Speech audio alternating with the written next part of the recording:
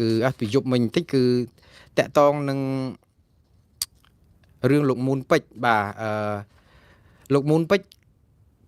បានសរសេរនៅលើបណ្ដាញសង្គម Facebook របស់លោកកាលពីម្សិលមិញលោកបានជម្រាបថា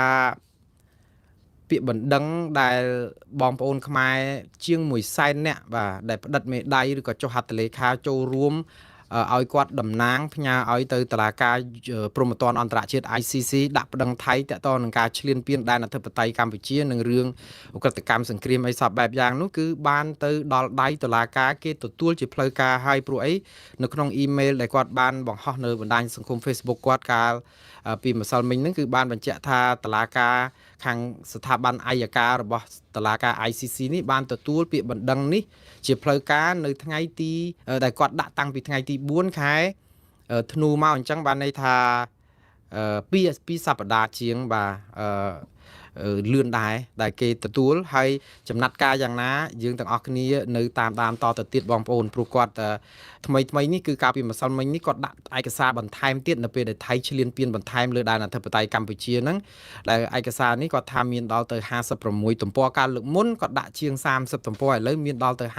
56ទំព័រទៀតហើយយើងសង្ឃឹមថាព័ត៌មាននេះគឺនឹងយ៉ាងហោចណាស់ក៏ជាបច្ច័យមួយដើម្បីឲ្យស្ថាប័នតុលាការអន្តរជាតិមួយនេះដឹងថារដ្ឋាភិបាលកម្ពុជាមិនបានប្តឹងមែនតែប្រជាពលរដ្ឋកម្ពុជាបានដាក់ប្តឹងមួយផ្នែកហើយកុំឲ្យស្ងាត់ឈឹងសោះបាទយ៉ាងណាយើងគួរតែនាំគ្នាត្រេកអរគុណលោកមូនពេជ្រជាជាងនាំគ្នាទៅជេរបចោបតិចផ្ដាសាមើលងាយមើលស្រាលគាត់ទៅវិញបាទយើងជួយគ្នាទៅតាមលទ្ធភាពដែលអាចធ្វើទៅបានហើយបរដ្ឋាភិបាលកម្ពុជាគិតថារឿងនេះជាការធ្វើឲ្យអាម៉ាស់ដល់រដ្ឋាភិបាលកុំចាំបាច់ឲ្យលោកមូនពេជ្រទៅមុនយើងមានជារដ្ឋាភិបាលស្របច្បាប់អីអញ្ចឹងដាក់ទៅខ្លួនឯងទៅកុំឲ្យរះនឿយអីឲ្យរះធ្វើអីទៀតទៅក៏បានដែរឬក៏ឲ្យប្រជាពលរដ្ឋទៅជួយបាតកម្មតវ៉ាអីផ្សេងទៀតទៅចំណេញពេលជាជាងនាំគ្នាប្រមូលស្នាមមេដៃធ្វើរឿងដែលរដ្ឋាភិបាលអាចធ្វើកើតអីអញ្ចឹងទៅបាទហើយយើងរងចាំមើលពីលោកមូនពេជ្រទៀតឥឡូវនេះអស់ពីរឿងដែលខ្ញុំជពាក់ពីព្រឹកនេះគឺខ្ញុំនិយាយអំពីអតីតសមាជិកសភាឥណ្ឌាថ្កោលទោសថៃរឿងឈូសកំទេចព្រះវិស្ណុឬព្រះនរាយណ៍នៅច្រកអានសេះបងប្អូនឃើញexcavator AX របស់ថៃហ្នឹងគឺឈូសឆាយអស់ហើយលោករងលោកតាអ៊ំគេជ្រុះឡើងរៀបឈូសឡើងរៀបស្មើខ្ទេចខ្ទីអស់ហើយគេទម្លាក់គ្រាប់តាំងពីថ្ងៃ24ដល់28ហ្នឹងទម្លាក់ខ្ទេចអស់ប៉ុន្តែវានៅចងេងចងាងអញ្ចឹងទៅដល់ថ្ងៃទី10ជាងខែធ្នូនេះគឺគេចូលទៅសម្អាតយ៉ាងស្អាតបាទកុំឲ្យឈឺក្បាលរឿងនាំដាក់បន្លាលួសអីរុញទៅរុញមកអីនាំពិបាកគឺឈូសទាំងផ្ទះផ្សារផ្ទះអីហ្នឹងឡើងស្អាតឆេញតែម្ដងហើយទៅរៀលដាលឈូសទៅដល់រូបព្រះនរាយណ៍គឺព្រះវិស្ណុដែលជារូបចម្លាក់មួយនៅក្នុងដែនអធិបតេយ្យកម្ពុជាហើយរូបចម្លាក់នេះមែនតើនៅក្នុងដែនដីខ្មែរជាការដាក់តាំងដើម្បីបញ្ជាក់អំពីការគោរពសាសនាអីផងខ្មែរយើងក៏កាន់សាសនាពុទ្ធកាន់សាសនាអីទៅតាមជំនឿក៏ប៉ុន្តែឃើញexcavator របស់ថៃរុញដួលទៅដីបាក់ខ្ទេចខ្ទីអស់បែបនេះធ្វើឲ្យអតីតតំណាងរាស្ត្រជនជាតិឥណ្ឌាដែលនៅឥណ្ឌាឯណោះគាត់បានមើលរឿងយើងដែរបងប្អូនគាត់ឃើញរូបហ្នឹងដែលផ្សាយចេញពីប្រភពព័ត៌មានថៃទេព្រោះអីថៃគេយកទៅចុះផ្សាយខ្មែរយើងក៏ចុះផ្សាយច្រើនដែរហើយលោកវិចាយាស័យ Reddy បាទតែអតីតតំណាងរាស្ត្រគាត់ធ្វើតំណាងរាស្ត្រនៅឥណ្ឌាហ្នឹងច្រើនឆ្នាំហើយទៅឈប់កាលពីខែមករាឆ្នាំ2025ទេគាត់សុំសម្រាប់ហ្នឹងដោយបញ្ហាផ្ទាល់ខ្លួនយ៉ាងណាប៉ុន្តែគាត់សរសេរអញ្ចេះគាត់ថាគាត់សរសេរនៅតាមបណ្ដាញសង្គម Twitter គាត់ថាអញ្ចេះឥឡូវជាគេហៅ X គាត់ថាការបំផ្លិចបំផ្លាញព្រះដែលតំណាងឲ្យសាសនាហិណ្ឌូណាដែលជារូបចម្លាក់ព្រះនិយាយទៅរូបបដិមាព្រះរបស់ការគោរពរបស់ជនជាតិឥណ្ឌាមួយដែរនោះនៅក្រោមហេតុផលឬក៏លេសណាក៏ដោយតកតងនឹងចំនួនព្រំដែនគឺជារឿងមិនអាចទទួលយកបានតលតែសោះគាត់ថាមិនចំពោះថារូបនេះឬរូបសំណាកនេះគឺដាក់ដោយជនជាតិខ្មែរដាក់ប្រទេសកម្ពុជាឬក៏អ្នកណាយកទៅសាងសង់តម្កល់នៅកន្លែងហ្នឹងទេសំខាន់គឺការវាយប្រហារទៅលើរូបព្រះដែលជាទីសក្ការៈបែបនេះគឺជាការរំលាយបំពានដល់ជំនឿសាសនា នឹងគេមរតកបេតិកភណ្ឌដែលបង្ហាញអំពីអំពើហិង្សាទៅលើសាសនាដែរនឹងការគោរពបូជាអញ្ចឹងលោកបន្តទៀតថាទាំងប្រទេសថៃនិងប្រទេសកម្ពុជាគឺជាជាតិសាសន៍ដែលប្រកាន់ជំនឿសាសនាព្រះពុទ្ធឬក៏យើងជាអ្នកកាន់ពុទ្ធសាសនាជាពុទ្ធសាសនិកហើយប៉ុន្តែនៅក្នុងប្រវត្តិគឺក៏បានកត់ត្រាអំពីការធ្វើទុកបុកម្នេញដល់ប្រាសាទដែលជាដួងព្រលឹងសាសនាហិណ្ឌូហើយនឹងជាការប៉ុនប៉ងនៅក្នុងការលុបបំបាត់ចោលសាសនាមួយនេះទៀតផងអំពើហិង្សាប្រឆាំងទៅនឹងនិមិត្តសញ្ញាឬក៏និមិត្តរូបដ៏ស័ក្តិសិទ្ធិដ៏ជាទីសក្ការៈបែបនេះគឺមិនអាចនឹងយកមកធ្វើជាគេហៅថាពាក្យស្លោកនយោបាយដើម្បីចំណេញនយោបាយណាមួយបានឡើយព្រោះអីបើគ្មានសាសនាទេបានន័យថាគ្មានទេសុខសន្តិភាពហើយការដែលបំផ្លាញសាសនាបែបនេះជំនឿសាសនាបែបនេះគឺជាការបំផ្លាញសុខសន្តិភាពនោះឯងភាសានេះតាមពិតវាជាការដែលដាស់តឿនក្រើនរំលឹកដល់ក្រមយោធាថៃដែលពិតជាផ្ដេសផ្ដាស់មែនតើហើយតតែលឺសារបែបនេះក៏ពួកគាត់ប្រហែលជាមិនឈឺក្បាលទេប្រយ័ត្នតែត្រូវបណ្ដាសាររបស់ព្រះវិស្ណុគាត់ហ្នឹងព្រះនរាយណ៍ហ្នឹងក៏តែមិនដឹងប៉ុន្តែនេះគឺជារឿងមួយដែលថៃខ្លួនឯងចាប់ផ្ដើមយកទៅពិចារណាទៅព្រោះអីថៃអត់ខ្វល់ធ្វើយ៉ាងម៉េចដើម្បីឈ្លានពានដែនអធិបតេយ្យកម្ពុជាបានឈូសឆាយឲ្យអស់ដើម្បីដាក់បលាលួសដាក់អីទៅព្រោះខ្លាចគិតថាព្រះវិស្ណុឬព្រះនរាយណ៍ហ្នឹងគឺជាបេតិកភណ្ឌឬក៏សម្បត្តិវប្បធម៌ខ្មែរដែលយកទៅតម្កល់នៅហ្នឹងអញ្ចឹងដើម្បីឲ្យបាត់ដានថាអស់មានស្លាកស្នាមអីទៀតហើយឈូសចោលទៅវាជាដីថៃអស់ពាត់លបងទៅស្រួលមិនបាច់រករឿងអីបានព្រោះអត់មានអីជាផោះតាងអីអញ្ចឹងទៅអាចនៅក្នុងចេតនាហ្នឹងក៏ថាបានតែនិយាយទៅថៃនេះគឺទៅដល់កន្លែងណាបំផ្លាញកន្លែងហ្នឹងឲ្យលលាយដើម្បីឲ្យកែហេដ្ឋារចនាសម្ព័ន្ធទៅជារបស់ថៃស្រួលថៃលេបយកទាំងស្រុងបាទអានេះគឺជារឿងដែលថៃចង់បានឥឡូវដើម្បីបិទបញ្ចប់ការផ្សាយថ្ងៃនេះខ្ញុំសូមផ្ដល់ទស្សនវិភាគខ្លីមួយតាក់ទងនឹងរឿងអំពីតើខ្មែរចំណេញអីនៅពេលដែលជាប់ដៃវាយជាមួយថៃហើយបែរជាចាប់ផ្ដើមធ្វើទុកបុកម្នេញយកខ្មែរគ្នាឯងធ្វើជាសត្រូវរឿងនេះមានរឿងពីរយ៉ាងខ្ញុំចង់និយាយពីជ្រុងមួយពីការគម្រាមកំហែងពីគណៈបកប្រជាជនកម្ពុជានិងជ្រុងមួយទៀតពីហានិភ័យដែលអាចកើតចេញពីគណៈបកប្រឆាំងទៅនឹងការកាន់អំណាចរបស់គណៈបកប្រជាជនកម្ពុជាសពថ្ងៃឥឡូវខ្ញុំនិយាយពីគណៈបកប្រជាជនកម្ពុជាទៅមុនតើមានហានិភ័យអីហេតុអីមានប្រយោជន៍អីដែលលោកហ៊ុនសែនឬក៏ប្រព័ន្ធដឹកនាំរដ្ឋនៅកម្ពុជានេះត្រូវតែអនុវត្តវិធានការអំពើហិង្សាឬក៏ការគំរាមកំហែងបំបាក់ស្មារតីធ្វើឲ្យប្រជាពលរដ្ឋបាក់ស្បាតនៅក្នុងស្ថានភាពដែលជាតិសាសន៍នេះកំពុងតែបែកបាក់ប្រេះឆាស្រាប់ហើយត្រូវការសាមគ្គីភាពមហាគ្រួសារខ្មែរដោយអ្វីដែលលោកហ៊ុនម៉ាណែតធ្លាប់បានអះអាងថាចង់ឲ្យមានការបង្រួបបង្រួមផ្សះផ្សាអញ្ចឹងឪពុកគាត់អត់បានគិតគំនិតថាផ្សាយថៃនិយាយគ្នាតាក់ទងបញ្ហាចំនួនព្រំដែនក្រោយដែលមានបញ្ហាបាញ់សម្លាប់លោកសួនរោននៅថ្ងៃទី28ខែឧសភាក្រោយមកគឺដោយសារការសន្ទនាគ្នានេះគឺធ្វើឲ្យបែកសារនឹងទៅធ្វើឲ្យក្រុមគ្រួសារតកូលថាក់ស៊ីនរងការធ្វើទុកបុកម្នេញពីអ្នកនយោបាយថៃតុលាការថៃរហូតដល់ដកតំណែងនាយករដ្ឋមន្ត្រីហើយឥឡូវហ្នឹងគឺក្រុមគ្រួសារនេះអស់តំណែងអ្វីទាំងអស់លាលែងពីមេបកលាលែងពីអីទៀតទៅធ្វើឲ្យគ្រួសារតកូលថាក់ស៊ីនហើយនឹងលោកហ៊ុនសែនដែលល្អុកល្អឿនគ្នាជាង30ឆ្នាំនេះត្រូវរលាយខ្សលដោយអំបិលត្រូវទឹកដូចកមុនត្រូវថ្ងៃឱកាសនេះឯងដែលធ្វើឲ្យគណៈបកប្រឆាំងចាប់ផ្ដើមចាប់ឱកាសមួយថាជាឱកាសមាសដោយសារអី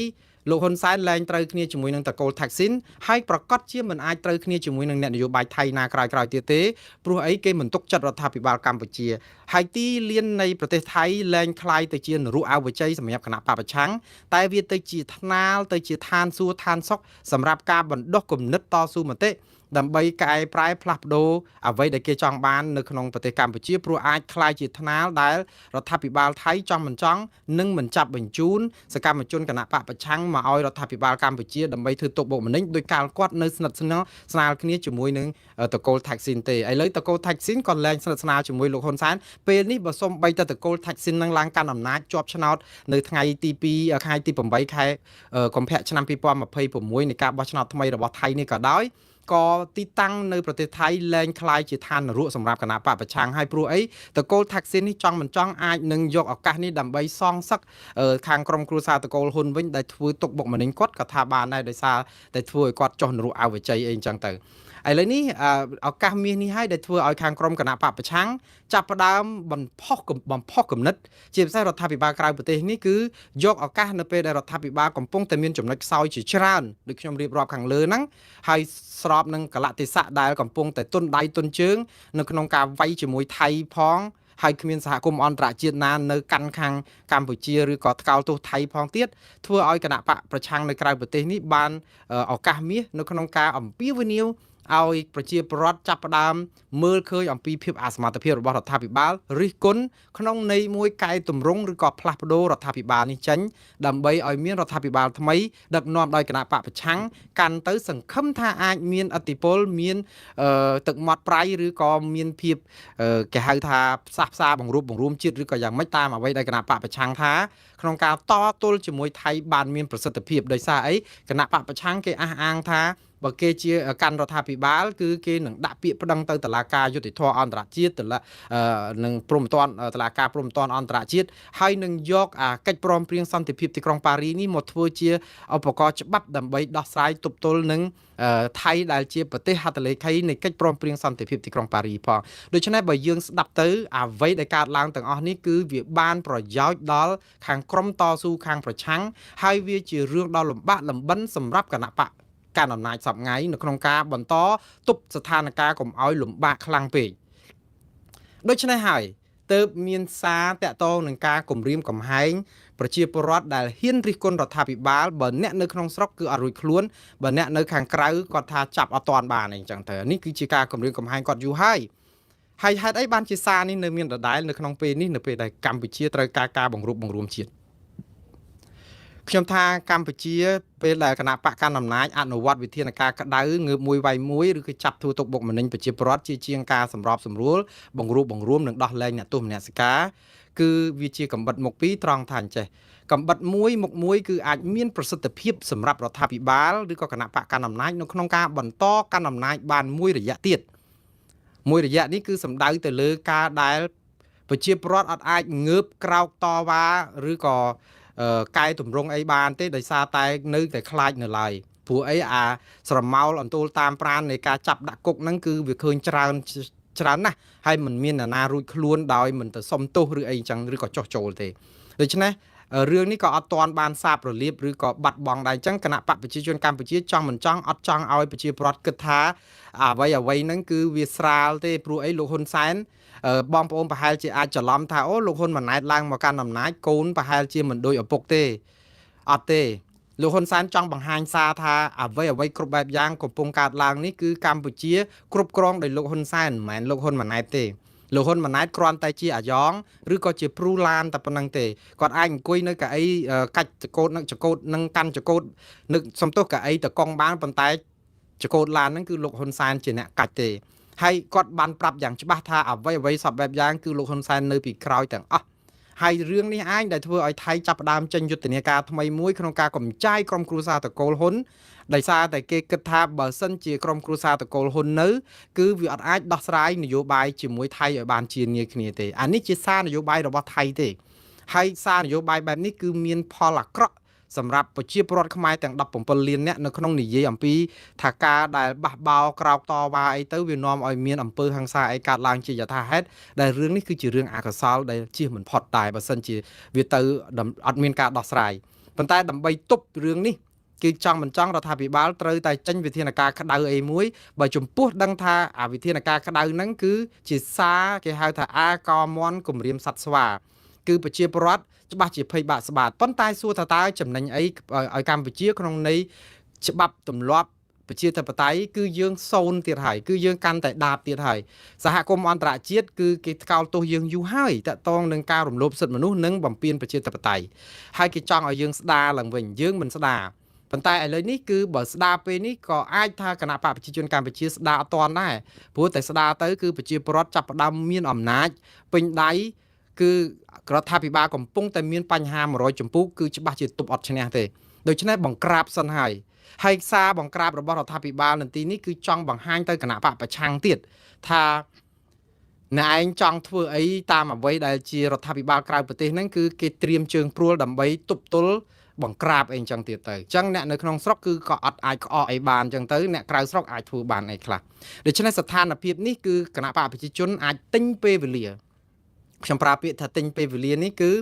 វាអាស្រ័យទៅលើថាតើលោកហ៊ុនសែនមានកម្លាំងពលំ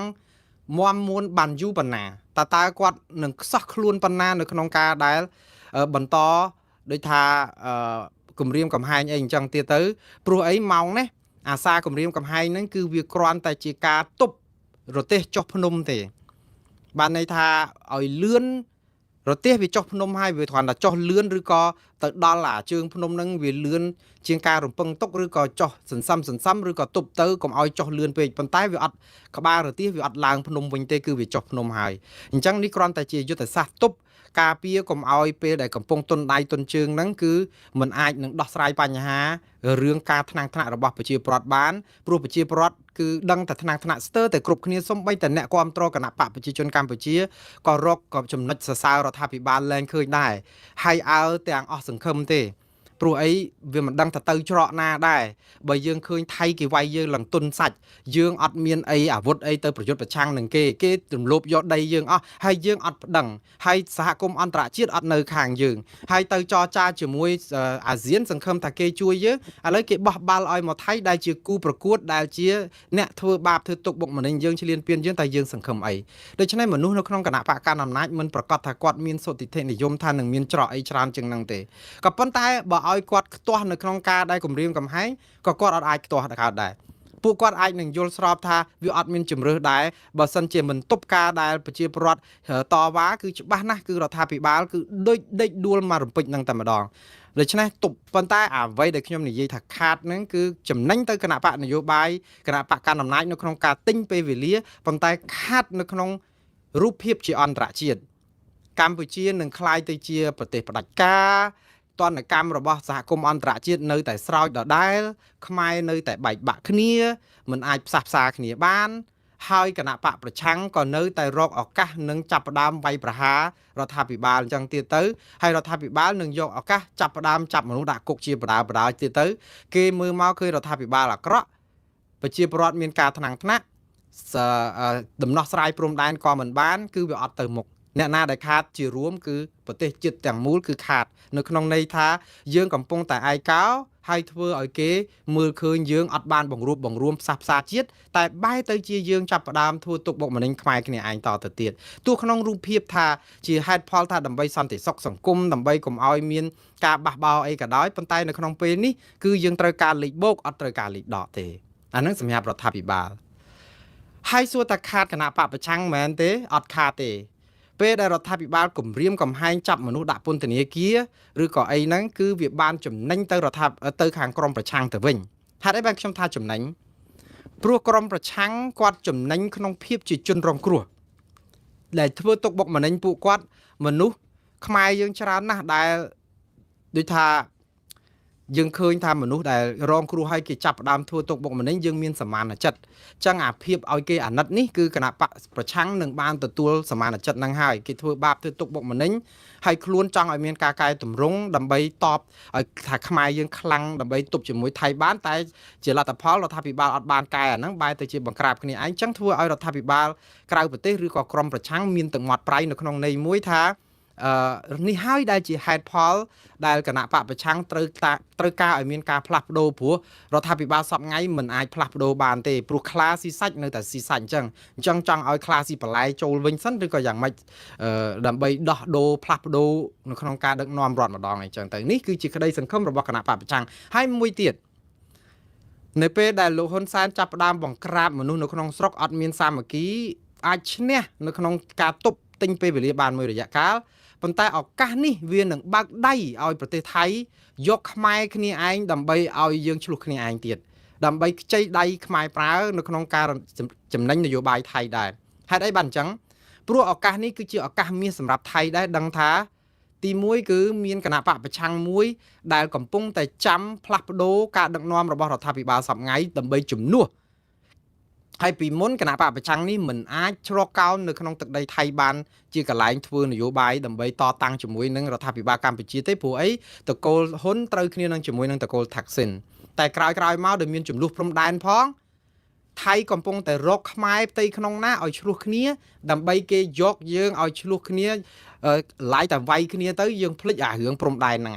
ដីដែលថៃប្រមូលយកបានហ្នឹងគឺច្បាស់ជាទុកម្ដុំសិនមិនដឹងឆ្នាំណាព្រោះនេះកំពុងតែ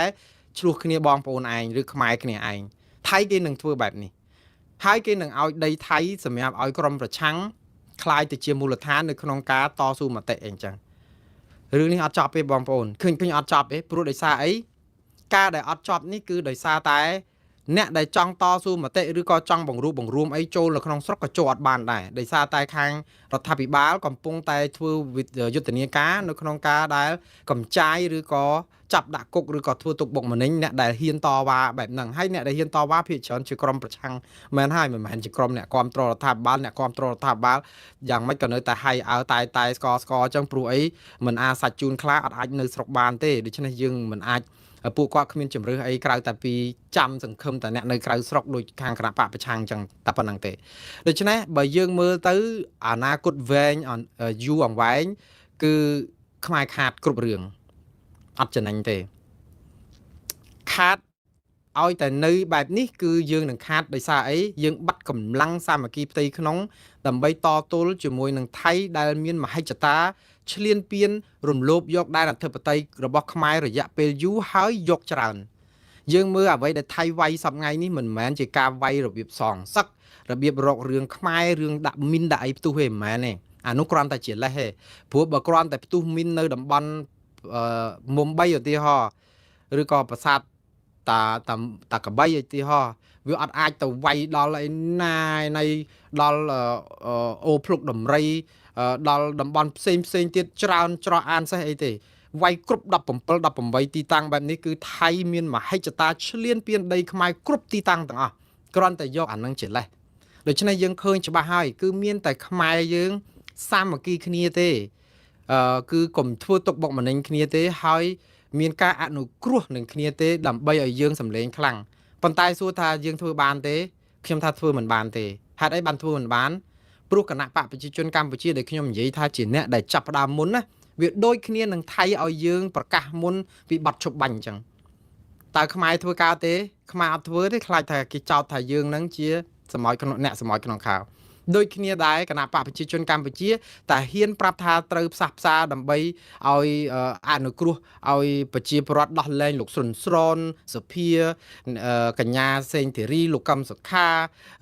មេដាចលនាមេដាធម្មជាតិទាំង5រូបមានភួនកែវរស្មីលីចន្ទរាអាវុធលងកន្ធាថនរដ្ឋាលឹមលីងហ៊ីអីហ្នឹងបើសិនជាដោះលែងពួកគាត់មកគឺវាពិបាកសម្រាប់ជាសារមួយវាល្អសម្រាប់ប្រជាធិបតេយ្យនិងសិទ្ធិមនុស្សប៉ុន្តែវាអាក្រក់សម្រាប់ការបន្តក្រាញអំណាចរបស់គណៈបកកណ្ដាលអំណាចព្រោះអីតែប្រជាពលរដ្ឋហ៊ានមានសិទ្ធិអីនិយាយតែបន្តិចគឺគាត់នឹងរិះគន់រដ្ឋាភិបាលចាស់ដៃនៅពេលនោះទឹកបាក់ទំនប់តែម្ដងដូច្នេះក៏អត់ហ៊ានក៏អត់អាចធ្វើបានទេចឹងអ្វីទាំងអស់នេះគឺអាចរដ្ឋាភិបាលយល់លេសថាដើម្បីរក្សាស្ថិរភាពសុខសន្តិភាពសង្គមហើយកម្ចាយក្រុមប្រឆាំងប៉ុន្តែការពិតគឺជាការបន្តក្រាញអំណាចហើយមិនខ្លាចនៅក្នុងការដែលបែកបាក់ជាតិកាន់តែយូរមិនអាចនឹងវាយជាមួយនឹងថៃបានឈ្នះក្នុងរយៈពេលយូរទេហើយគណៈបកប្រឆាំងជាអកុសលគឺមិនអាចនឹងស្រស់ស្រួលជាមួយនឹងក្នុងគណៈបកប្រជាជនកម្ពុជានៅពេលដែលគណៈបកប្រជាជនកម្ពុជាអត់ដែលបានធ្វើអ្វីស្អំលួងចិត្តតបស្នងទៅនឹងអំពើធ្វើទុកបុកម្នេញគណៈបកប្រឆាំងបានទេអញ្ចឹងឱកាសនេះគឺជាឱកាសរបស់ពួកគាត់នៅក្នុងការសងសឹកឬក៏ជាឱកាសមាសនៅក្នុងការយកមកដើម្បីទាមទារអ្វីដែលជាអំពើអយុត្តិធម៌ដែលប្រព្រឹត្តចំពោះគាត់ដែរដូច្នេះវាសុទ្ធតែជានិយាយទៅគឺយើងថាកម្មពៀក៏បានដែរប៉ុន្តែវាដល់កលៈទេសៈអញ្ចឹងហើយយើងនឹងមិនដឹងថាតើច្រកចេញរបស់យើងនឹងទៅដល់ពេលណាមានតែពេលវេលាទេដែលអាចប្រាប់ការពិតបានប៉ុន្តែបើដូចអ្វីដែលកើតឡើងនេះគឺយើងនឹងនៅបាច់បាក់គ្នាយូរអង្វែងតទៅទៀតមិនចំពោះថាមានបត់ឈប់បាញ់ទេតិចទៀតទៅមានបត់ឈប់បាញ់ព្រមព្រៀងត្រូវគ្នាជាមួយថៃក៏ពិតមែនហើយចោះរឿងព្រំប្រទល់ដែនដែលថៃគ្រប់គ្រងយករបស់ខ្មែរហ្នឹងតើរដ្ឋាភិបាលកម្ពុជាដោះស្រាយយ៉ាងដូចម្ដេចការដែលដោះស្រាយមិនបានផលត្រឹមត្រូវដែលធ្វើឲ្យបាត់ដីនឹងទៅភាគីថៃដោយប្រការណាមួយ គឺជាការបោះដងដាវឲ្យក្រុមប្រឆាំងនៅក្នុងការតស៊ូមតិដើម្បីប្រាប់ប្រជាពលរដ្ឋថាមានតែខាងក្រុមប្រឆាំងទេដែលអាចធ្វើឲ្យដីទាំងអស់នេះបានមកកម្ពុជាវិញអញ្ចឹងឧទាហរណ៍អញ្ចឹងការប្រកួតប្រជែងរវាងខ្មែរនិងខ្មែរគឺនឹងនៅតែស្រួចស្រាលហើយថៃនឹងខ្ចីដៃខ្មែរឲ្យឆ្លោះគ្នាដើម្បីប្រយោជន៍ថៃហើយបរិបទនេះគឺយើងនឹងពិបាកត្រូវគ្នាដោយសារតែយើងមានវប្បធម៌នៅក្នុងការឆ្លោះគ្នាបែបនេះច្បាំងគ្នាបែបនេះដូច្នេះមានតែម្យ៉ាងទេគឺព្រំលិខិតដែលអាចនឹងកំណត់ជោគវាសនារបស់ប្រទេសកម្ពុជាបានហើយរងចាំមើលពេលវេលាទៅខាងមុខមានតែពេលវេលាទេដែលអាចប្រាប់ការពិតបានប៉ុន្តែចំពោះខ្ញុំសុតិធិនិយមក្នុងការដែលយើងឈានទៅរកការដែលត្រូវរើគ្នាគឺពិបាកបន្តិចនៅក្នុងស្ថានភាពបែបនេះលើកលែងតែស្អែកឡើងស្រាប់តែគណៈបកប្រជាជនកម្ពុជាដូរ180ដឺក្រេថាតោះផ្សះផ្សាជាតិអានឹងក្តីសង្ឃឹមនឹងអាចវិលមកវិញពេញទំហឹងប៉ុន្តែបើអ្វីដោយអ្វីដែលគាត់ធ្វើសប្តាហ៍ថ្ងៃនេះទេគឺជាការទិញពេលវេលាហើយអ្វីដែលជារឿងដែលផ្ទុះនៅក្នុងការតវ៉ាតស៊ូមតិឆ្លោះគ្នាហ្នឹងគឺនឹងមានកក្រើកគ្មានពេលណាស្បើយហើយជារឿងអកុសលមែនតើសម្រាប់ប្រជាជាតិដ៏អភ័ព្វរបស់យើងមួយនេះព្រោះបរិបត្តិនយោបាយយើងបានគូសផ្លូវឲ្យដើរបែបនេះទៅហើយបាទខ្ញុំសូមស្លេះការផ្សាយរបស់ខ្ញុំត្រឹមប៉ុណ្ណេះហើយអរគុណច្រើនបងប្អូនដែលតាមដានស្ដាប់ខ្ញុំបញ្ចប់ការជពាក់ការធ្វើ show នេះត្រឹមប៉ុណ្ណេះយើងនឹងជួបគ្នាទៀតនៅរាត្រីនេះនៅពេលដែលមានលទ្ធផលនៃកិច្ចប្រជុំនៃគណៈកម្មការគណៈកម្មាធិការកិច្ចការព្រំដែនទូទៅដែលប្រជុំម៉ោង 4 រសៀលនេះបាទសូមអរគុណច្រើនសូមជម្រាបលាបងប្អូនបាទ